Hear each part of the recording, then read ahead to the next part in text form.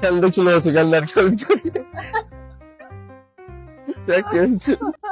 Salam dəyərli izləyicilərim. Bugünkü pasientimiz çox güləriz və çox pozitiv bir pasientdir. Həqiqətən də bu barədə biz hər zaman uğur əldə edirik. Çünki pasient nə qədər pozitiv olarsa, bizim işimiz də o qədər yaxşı olur, nəticə uğurlu olur.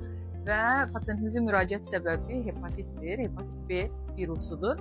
Və yanaşı olaraq da təbii ki, bilirsiniz, uzun bir sürə dərman preparatları qəbul etdiyiniz zaman mədə turşuluğunun yüksəlməsi, həzm sistemində problemlərlə də rastlaşmış olur. Bu səbəbdən biz həm qanın təmizlənməsi və yanaşı olaraq da daxili müalicələr də tövsiyə etdik. Bununla paralel olaraq mütləq şəkildə qida rasionları, həyat tərzinin dəyişilməsi kimi də tövsiyələrimizi etdik. Pasientimizin plazması kiçik plazma etdik. Nəyə görə? Çünki bilirsiniz ki, hepatit problemlərində əsasən laxtalanma problemləri ilə rastlaşırıq.